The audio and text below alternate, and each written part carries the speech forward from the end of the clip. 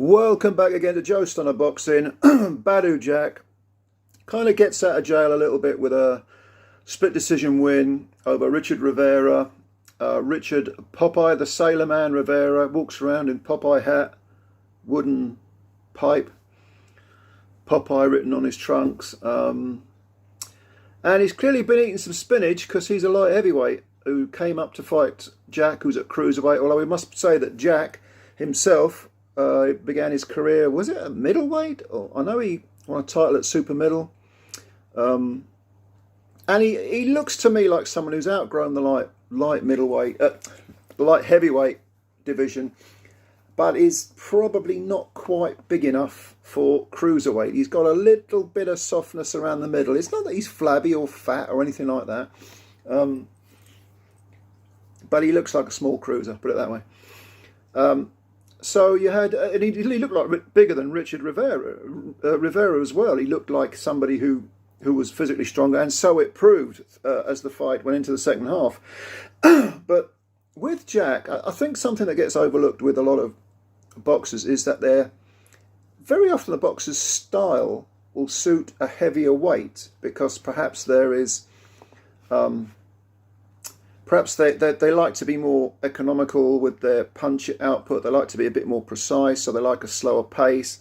So if they move up, hopefully naturally, you can't fake weight, or you shouldn't try and jump up too many divisions, otherwise you're just too small. But if they grow into a heavier weight division, very often they can look more comfortable, because the slower pace might suit their style. And I've always felt that Jack is the guy who's a little bit conservative with his punches. When he's got someone really on the back foot, he lets his hands go. But until then, it's a bit of cat and mouse. And he has the reputation for being a slow starter. Now, against Rivera, my theory proved to be the incorrect one, to be honest. Because Rivera, a smaller man, naturally small, well, we say that, Rivera coming up to cruiser from light heavy, he was outworking. He was kind of scrapping his way through it and outworking Jack, and he looked like he didn't look particularly well schooled, Rivera. I've seen him, I think, once or twice before in early knockouts that he scored. But he looked, first of all, his feet, he doesn't so much move his feet as skip them, which I never like to see. I never like to see fighters skipping all over the place. And I don't like to see both feet off the floor at the same time, even for a split second, because you have absolutely no control over what you're doing if both your feet are off the canvas. He was skipping around. He was bolt upright with his head stuck up. He had a very sort of wide guard, which left a lot of gaps to thread the punches through. And yet he was outworking a very sort of snoozy Badou Jack, who just wasn't throwing enough punches. Jack was sort of stalking without any real meaning. Didn't really look like his mind really was on his work. This was a 10-round fight, not a 12-round fight. And he was also, even though he looked physically the more imposing, and he definitely seemed to have the heavier hands, he didn't look like he really had much of a game plan. He's 38 now, Badou Jack. And Rivera himself is 31, so he's not that young. But Jack, you would think this is his last run at a world title at 38. He's had a great career. But I just felt that Jack just wasn't doing enough. He was allowing himself to be outworked. And after 5 rounds, I'd given 4 of them to Rivera. Now, Rivera at the heavier weight, a 10-round fight, a big jump up in quality of opposition, because although Rivera has 21 wins, I think it's 16 knockouts coming in. This was a big jump up in class for him. He's been beating up, B-, C+, B- fighters, and winning, and providing a bit of excitement. But against Jack, no, this was an altogether different scenario.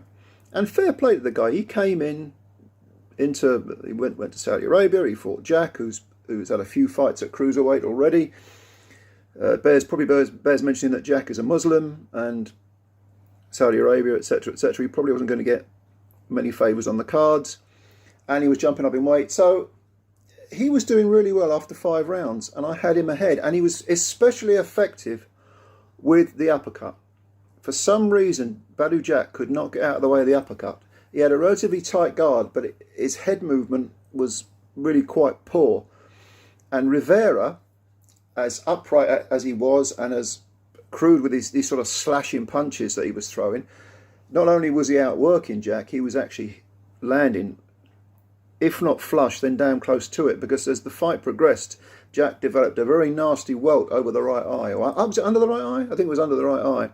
Very, very nasty looking, glaring abrasion that, you know, at one point I thought, is that eye going to shut, or is it going to threaten to shut?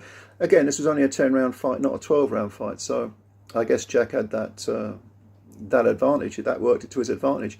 But where it didn't work to his advantage is that he had less time to get his work done, and over the second half of the fight he needed to turn the heat up, you know, and he did. In fairness, he did. He finally started to let his hands go. Clearly they were the heavier hands than Rivera had.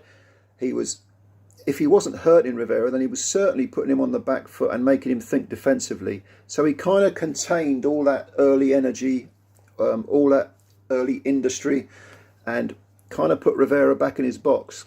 But it still wasn't easy. Jack was still having to really work for every 10-second period of every round to win it. And then I think it was at the 8th round, the timekeeper obviously fell asleep, because that round was 3 minutes and 58 seconds long, and that worked to Jack's advantage. If it had been 3 minutes, would he have won the round? Well, if memory serves, the round was certainly a lot closer, because that extra 58 seconds belonged to Jack. So yeah, it's perfectly possible that Rivera might have got that round on at least one or two of the cards. In fact, the split decision, which went to Jack, was I think it was 296, 94 cards to Jack, and one of the same width to Rivera, and it was that type of fight. And you know, a draw, you couldn't really argue with a draw, because it was literally a fight of two halves. First 5 rounds, Rivera dominated. Second 5 rounds, Jack dominated. So Rivera afterwards seemed a little bit unhappy with it. He was like, well, you know, I came over here, I took the fight on his terms, relatively short notice, I'm out of my weight division. And Jack, from his post-fight interview, you got the feeling he thought, okay, I've got out of jail with this one. I've escaped with this one. Can he go further? Can he win a cruiserweight title, Badou Jack? I think he's better over 12 rounds than he is 10, but do I pick him to beat Jay Apataya or Lawrence Okoli? No, I don't. In fact, I'd like to see him in with someone like Riakporhe or someone like that. You know, maybe someone more European level. I wouldn't. I'd probably pick Riakporhe to beat him. You know, Chris Billam-Smith. That'd be an interesting one. Chris Billam-Smith against Badou Jack. Yeah, I like that. I like the idea of that fight. And Isaac Chamberlain against Jack. That'd be a good one. I don't see Jack quite getting to world level in the cruiserweight division. But he's still a pretty good fighter. And it wouldn't surprise me if Eddie Hearn for the zone tried to match one of his cruisers with Badou Jack, or maybe Okoli picked him as a voluntary defence, something along those lines. Because he's still a good fighter. He's not shot, but at the same time, you can see he's very beatable at that weight. As for Richard Rivera, Popeye the Sailor Man, he's got to go back down to light heavyweight, I'd imagine. He didn't look more than about 180 pounds, 183 pound maybe, I would guess, just by looking at him. But he'll probably go back down to light heavy if he can make it and take it from there. I don't see him becoming a world champ, but you know, he gives it his all. He's not a bad fighter. So, did you see this fight? If so, what did you think of it? As always, leave your comments below. Hit the subscribe button, hit the like button, hit the dislike button. If you don't like my beautiful smiling face, you can hit the dislike button. We have choices in life, and that's important. Yeah, we've got the big one coming up, haven't we? Joshua and Usyk rematch. Looking forward to that one. Obviously, I'll do a video. Meanwhile, take care. We will speak again soon. Bye for now.